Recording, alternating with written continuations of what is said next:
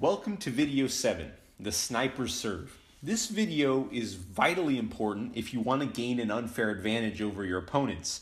Now, I read somewhere that the serve is the second least practiced shot in the game for rec players, right behind the return of serve. So luckily in this video, we're going to go through a fun series of serve practice that'll make you a lot more accurate and game ready. Meanwhile, your partner will be returning, and afterwards you guys can switch roles and you'll work on your return. Remember, if you never lose your serve game, it is literally impossible for you to lose a match. And the same can be said for your return game, and it all starts with this video. I'll see you on the court. Okay, we're going to have some fun in this video because I want you to reimagine the purpose of your serve for a second. You know, so many people come to me and say, Ramon, I want to hit the ball 110 miles an hour. I want to have a sick kick serve and, I want to do all these things.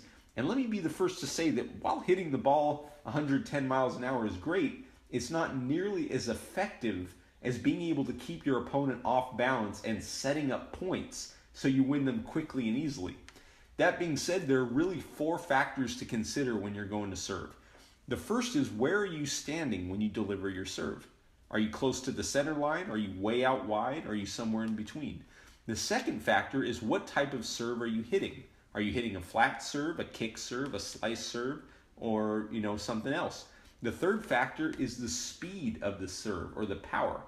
To make it simple, let's just call that either fast, medium, or slow. And finally, there's the location of the serve. For now, we'll say either out wide, down the tee, or into the body. I don't know if you realize this, but we have just created an infinite number of possibilities when you go up to serve. And being able to execute these serves will make you infinitely more effective than if you just go up there trying to hit a big serve or just trying to get it in the box. So what we've done is we've set up some targets here. And from now on, when you go to practice your serve, this is really helpful in giving you a visual to aim for. With these targets set up, we can now proceed to practice hitting all of the different varieties of serves. So for example here, I'm working on my kick serve out wide in the ad court. This is a very effective serve because it pulls your opponent off the court to a righty's backhand and it makes him hit a high return on his backhand. All right, here I'm working on a slice serve out wide in the ad court. Again, really pulling your opponent off the court wide. This isn't a strategy course per se, but just realize that you should never go hit a serve in a match without having a clear intention of what you're planning to do with that serve. And it should be based on what's already working or what is likely to work in that scenario. Now, practically, you want to practice hitting each serve into each location with each kind of spin.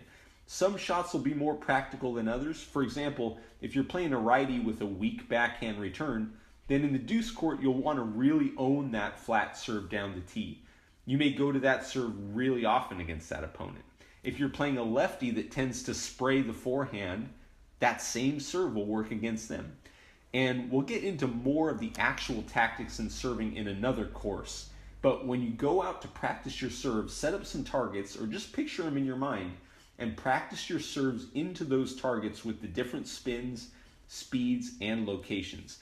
If you need help with your serve, feel free to check out some of my videos on the serve on YouTube. Or if you want more advanced training, you can check out my serving courses at www.osatennis360.com, and they'll walk you through exactly how to do this. All right, your partner in the meantime can be returning your serves if you're playing with a partner, and then you can switch. When it comes to returning, let's keep it really simple here. It's way too easy to overcomplicate this. Think of where you want to aim your return. For example, hitting it deep down the middle at your opponent's feet is a great start in singles. In doubles, cross court is probably a really good option. Then hit the split step right as your opponent is going to make contact with the ball, keep a short backswing, and finish high. Then you'll be off to the races. You may have to adjust if your opponent hits a great serve, but having a simple yet focused and detailed approach to returning can help you begin the point, which is really the first step in winning the point. So have fun with this video because in the next video we're going to play and I'll walk you through some ideas about how to go about competing in practice and how to continue to take your game up to higher and higher levels. All right, see you in the next video.